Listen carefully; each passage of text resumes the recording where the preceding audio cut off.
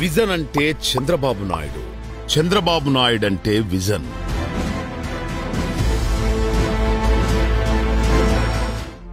ఒక వ్యక్తి తన కోసం, తన ఇంటి కోసం, తన కుటుంబం కోసం మహా అయితే సంవత్సరం లేదా 2 సంవత్సరాలు ప్రణాళిక చేయగలడు. కానీ తన వారి కోసం కాకుండా తన రాష్ట్ర అభివృద్ధి కోసం, తన ప్రజల కోసం, తన ప్రజల భవిష్యత్తు కోసం, దారిద్ర్య రేఖ దిగువ ఉన్న పేదవారి కోసం బహుకాల ప్రణాళికలు చేయగలిగిన ఏకైక మహా వ్యక్తి శ్రీ నారా చంద్రబాబు నాయుడు గారు. 2020 విజన్ ప్రణాళిక రచించిన హైదరాబాద్ను ప్రపంచంలోనే మహానగరంగా తీర్చిదిద్దారు. 2020 నాటికి ఉమ్మడి ఆంధ్రప్రదేశ్ మొత్తం ఉన్నత స్థానంలో నిలబడాలని, ఆంధ్ర ప్రజలందరూ ఉన్నత స్థానంలోకి వెళ్లాలని కలలుగన్న చంద్రబాబు నాయుడు గారి కల కొన్ని అనివార్య పరిస్థితుల వల్ల ఉమ్మడి తెలుగు రాష్ట్రం 2గా విడిపోవడం వలన 2020 విజన్ పూర్తిగా నెరవేర్చలేకపోయారు. కానీ ఇప్పటి వరకు చంద్రబాబు నాయుడు గారు హైదరాబాద్కు చేసిన అభివృద్ధి ఈ రోజు హైదరాబాద్ ఇంత అత్యుత్తమ స్థానంలో ఉంది. తన తెలుగు ప్రజల అభివృద్ధికి తాను చేసిన దిశా నిర్దేశం అనివార్య పరిస్థితుల్లో విఫలమైనందుకు చంద్రబాబు నాయుడు గారి మనస్సు చాలా కలత చెందింది. 2014-19 5 సంవత్సరాలు ఆంధ్ర రాష్ట్రానికి ముఖ్యమంత్రిగా ఉన్నా కూడా రాష్ట్ర విభజన వలన కొత్త రాష్ట్రానికి నిధులు లేక కొత్త రాష్ట్రం నిర్మాణంలో తన మునకలై కూడా ఆంధ్ర రాష్ట్రాన్ని అభివృద్ధి వైపు నడిపించారు. కానీ 2019 నుంచి 2024 వరకు వచ్చిన ప్రభుత్వం రాష్ట్ర అభివృద్ధిని, రాష్ట్ర ప్రజల భవిష్యత్తును సర్వనాశనం చేసింది.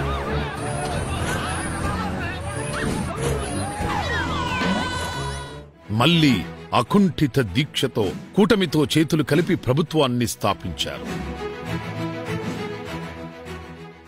ఇంకా ఒక్క నిమిషం కూడా ఆలస్యం చేయకుండా ఆంధ్ర ప్రజల అభివృద్ధి వైపు అడుగులు వేయాలి, ఆంధ్ర ప్రజలు ఉన్నత స్థానంలో ఉండాలి అన్న ఏకైక లక్ష్యంతో ఇప్పుడు ప్రభుత్వం ప్రవేశపెట్టిన వికసిత్ భారత్ కి అనుసంధానంగా స్వర్ణాంధ్ర 2047 ప్రణాళిక ప్రవేశపెట్టారు. 2047 నాటికి తెలుగు ప్రజలు ప్రపంచంలో ఉన్నత స్థానంలో ఉండాలన్న ఏకైక సంకల్పంతో ఈ స్వర్ణాంధ్ర 2047 విజన్ ప్రవేశపెట్టారు.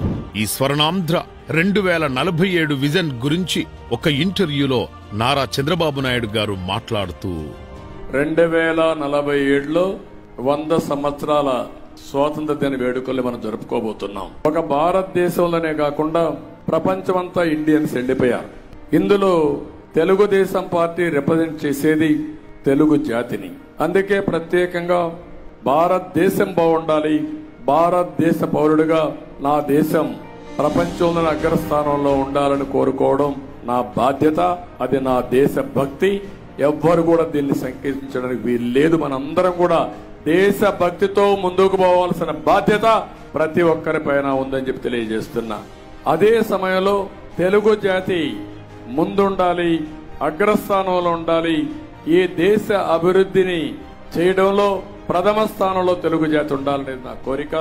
అందుకే తెలుగు వారిని కూడా పెట్టారు. స్వర్ణాంధ్ర 2047 విజన్ కోసం 10 సూత్రాలతో కూడిన ప్రణాళిక రచించారు.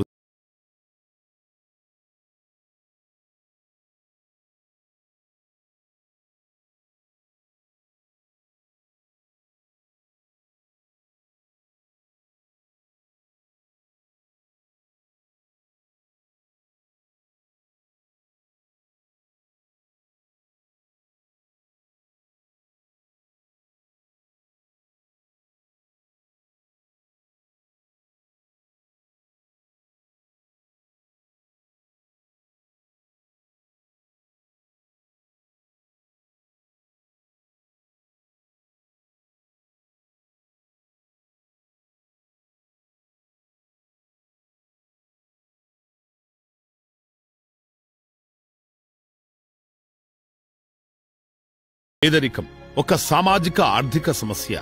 ఇది దీర్ఘకాలిక సామాజిక సమస్యగా ఉంది. ఒక కుటుంబానికి అవసరమైన ఆహారం, గృహ వసతి, దుస్తులు అందుకోలేని పరిస్థితిని పేదరికం అంటారు. పేదరికమే అత్యంత తీవ్రమైన మానవ హక్కుల ఉల్లంఘన అని సుప్రీంకోర్టు ప్రధాన న్యాయమూర్తి జస్టిస్ కేజీ బాలకృష్ణ గారు చెప్పారు. పేదరిక నిర్మూలన కోసం ప్రతి ఒక్కరూ కంకణం కట్టుకోవాలని, విద్య, వైద్యం ముఖ్యమైన అవసరాలని, రవాణా అభివృద్ధి, ఆధునిక వ్యవసాయం, పారిశ్రామిక అభివృద్ధి, పేదరిక నిర్మూలనకు సోపానాలని, ఈ పేదరిక నిర్మూలన కోసం అందరూ కలిసికట్టుగా పనిచేద్దామని చంద్రబాబు నాయుడు గారు పిలుపునిచ్చారు. ఇప్పటికీ ఆంధ్రప్రదేశ్లో చాలా కుటుంబాలు పేదరికంతో మగ్గుతూనే ఉన్నాయి. 21% గ్రామీణ కుటుంబాలు ఇప్పటికీ పేదరిక రేఖకు దిగువనే నివసిస్తున్నాయి. ఆరోగ్యం, విద్య మరియు గృహాలు కొందరికి అందుబాటులో లేవు. మహిళలు, వృద్ధులు మరియు గిరిజనులు వంటి వారు ఇంకా పేదరిక సవాళ్లను ఎదుర్కొంటూనే ఉన్నారు. ముఖ్యమంత్రి నారా చంద్రబాబు నాయుడు గారు పేదరిక నిర్మూలన కోసం పునాది వేస్తూ కొన్ని సూత్రాలు ప్రవేశపెట్టారు. P4 public private people partnership, సాంకేతిక ద్వారా పౌరులను శక్తివంతం చేయటం. నారా చంద్రబాబు నాయుడు గారు పేదరిక నిర్మూలన కోసం కొన్ని ప్రధాన కార్యక్రమాలు ప్రారంభించారు.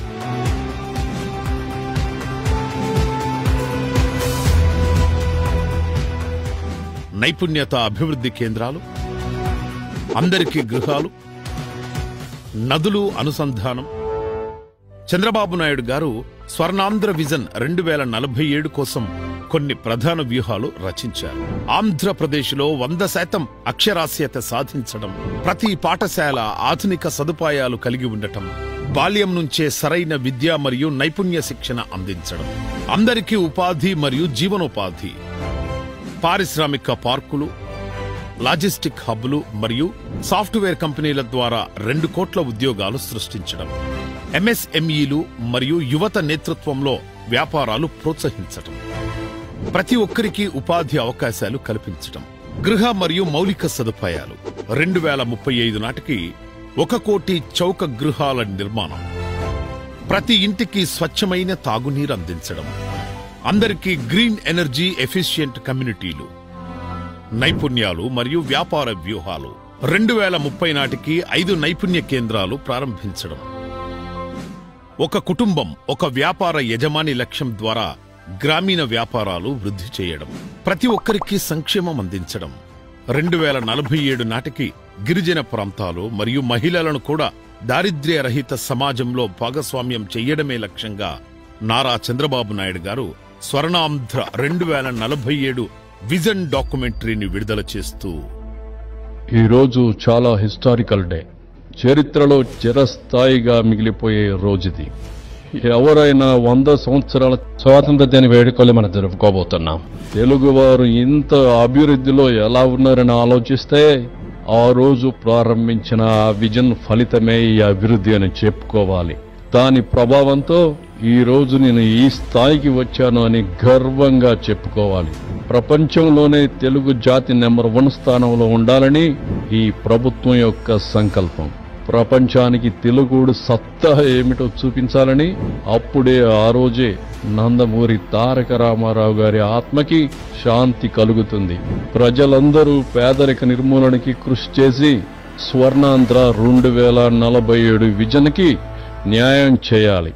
2047లో ప్రపంచంలోనే తెలుగువాడు అత్యున్నత స్థానంలో ఉండాలని కోరుకుంటున్నాను. అందరికీ పేదరిక నిర్మూలన కోసం కంకణం కడదాం. స్వర్ణాంధ్ర 2047 విజన్ కోసం శ్రమిద్దాం. 2047 నాటికి తెలుగు జాతిని ప్రపంచంలో ఉన్నత స్థానంలో నిలబెడదాం.